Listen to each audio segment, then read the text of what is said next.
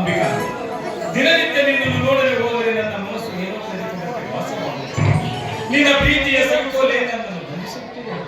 ಕ್ಷಣ ಕ್ಷಣಕ್ಕೂ ನನ್ನ ಮನಃ ನಿನ್ನ ಪ್ರೇಮದ ಪುಟದಲ್ಲಿ ಪ್ರೇಮದ ಪಕ್ಷಿಯಾಗಿ ಹಾರಾಡುವ ಹಂಬಲ ನನ್ನ ಮನದಲ್ಲಿ ತುಂಬಿಕೊಂಡಿದೆ.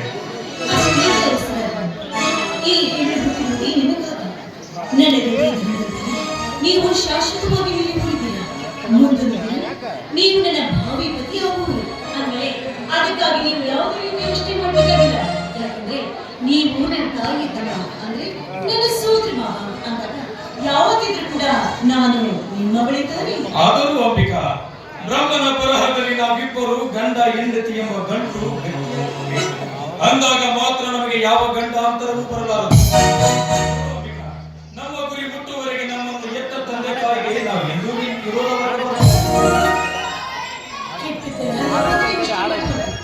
ಯಾವಾಗಲೂ ಒಳ್ಳೆಯದನ್ನೇ ಯೋಚನೆ ಮಾಡಬೇಕು. ಹಾಗೆ ಆ ದೇವರು ಕೂಡ ನಮಗೆ ಒಳ್ಳೆಯದನ್ನ ಮಾಡಿ ಮಾಡ್ತಾನೆ. ನೋಡಿ, ನನ್ನ ಹೃದಯದಲ್ಲಿ ನೀವು ಶಾಶ್ವತವಾಗಿದ್ದೀರಾ. ಮುಂದಿನ ದಿನ ನೀವು ನನ್ನ ಪತಿಯಾಗುವರು. ಒಂದು ವೇಳೆ ಎಂಥ ಪ್ರಳಯವಾದರೂ ಚಿಂತೆ ಇಲ್ಲ, ಎಂಥ ಕಷ್ಟಗಳೇ ಬಂದರೂ ನಾನು ಮಾತ್ರ ಎಲ್ಲವನ್ನು ತೊರೆದು ಬಂದು ನಿಮ್ಮನ್ನೇ ಮದುವೆ ಆಗ್ತೀನಿ. ನೀವೇನಾದರೂ ನನ್ನನ್ನು ಮತ್ತೊಂದು ಹುಡುಗಿಯನ್ನ ಮದುವೆ ಆದ್ರೆ ಅಲ್ಲ ಅಂಬಿಕಾ, ಒಂದು ವೇಳೆ ನಿಮ್ಮ ಮನೆಯಲ್ಲಿ ನನ್ನನ್ನು ಒಪ್ಪದಿದ್ದರೆ ಯಾಕೆ ಈ ರೀತಿ ಯೋಚನೆ ಮಾಡ್ತೀರಾ? ಕೆಟ್ಟದಿಲ್ಲ, ಯಾವಾಗಲೂ ಯೋಚನೆ ಮಾಡಬೇಡಿ. ನಮ್ಮ ತಂದೆ ನನ್ನ ಮಾತಿಗೆ ಖಂಡಿತವಾಗ್ಲೂ ಒಪ್ಪಿಗೆ ಕೊಟ್ಟೇ ಕೊಡ್ತಾರೆ. ಯಾಕೆಂದ್ರೆ ತಾಯಿ ಹೋದ ಮಗಳು ನಾನು. ಅಂದ್ಮೇಲೆ ನನ್ನನ್ನು ಇಲ್ಲಿವರೆಗೂ ತುಂಬಾ ಮುದ್ದಾಗಿ ಸಾಗಿ ಬೆಳೆಸಿದ್ದಾರೆ. ನಾ ಮೆಚ್ಚಿದ ವರವಿನೊಂದಿಗೆ ಕೊಟ್ಟು ಮದುವೆ ಮಾಡ್ತಾರೆ ಎಂದು ಕೂಡ ಹೇಳ್ತಾರೆ. ಅಂದ್ಮೇಲೆ ಖಂಡಿತವಾಗ್ಲೂ ಆ ನಂಬಿಕೆ ನನಗಿದೆ. ಒಂದು ವೇಳೆ ನೀವೇನಾದ್ರೂ ನನ್ನನ್ನು ಮರೆತು ಮತ್ತೊಂದು ಹುಡುಗಿನ ಮದುವೆ ಆದ್ರೆ ಅಂಬಿಕಾ, ಈ ಮಾತನ್ನು ನನ್ನ ಕನಸಿನಲ್ಲಿಯೂ ನೆನೆಸಲಾರೆ. ನನ್ನ ರೋಮ ರೋಮಗಳಲ್ಲಿಯೂ ನೀನೇ ತುಂಬಿಕೊಂಡಿರಬೇಕು. ಒಂದು ದಿನ ನಾನು ನಿನ್ನನ್ನು ನೋಡದೆ ಹೋದರೆ ಅದು ಉಪವಾಸ ಮಾಡುತ್ತೇನೆ, ಉಂಡರೂ ಅದು ವಿಷವಾಗುತ್ತದೆ. ಅಕಸ್ಮಾತ್ ಮರೆತು ಮಲಗಿದರೆ ಆಕಾಶ ವೇತನೆ ಕಳಿಸಿಬಿಡುತ್ತದೆ. ಅಂಬಿಕಾ, ನಿನ್ನನ್ನು ಮರೆತು ಬದುಕುವ ಮಾತಂತೂ ನನ್ನ ಮನದಲ್ಲಿ ಯಾವತ್ತೂ ಇಲ್ಲ. ಬದುಕಿದರೆ ನಿನ್ನೊಂದಿಗೆ ಬದುಕುವೆ, ಸತ್ತರೆ ನಿನ್ನೊಂದಿಗೆ. ಇದು ನನ್ನ ಮನಸ್ಸಿನ ನಿರ್ಧಾರ. ನನ್ನ ಮನಸ್ಸಿನ ನಿರ್ಧಾರ. ನಾನು ಅಷ್ಟೇ, ನಿಮ್ಮನ್ನ ನನ್ನ ದೇಹದ ದೇವರು ಅಂತ ತಿಳಿದುಕೊಂಡಿದ್ದೀನಿ. ಈಗಾಗಲೇ ನಾವಿಬ್ಬರು ಮಾನಸಿಕವಾಗಿ ಮದುವೆ ಆಗಿದ್ದೀವಿ. ಅಂದರೆ ಮದುವೆ ಎಂಬ ಮೂಢನಂಬಿಕೆ ನನಗೆ ಆಗಬೇಕು. ಹೆತ್ತಾರ ಒಪ್ಪಿಗೆಯನ್ನು ಪಡೆದು ಸ್ವರ್ಗ ಸುಖವನ್ನು ಅನುಭವಿಸಬಹುದಲ್ಲ?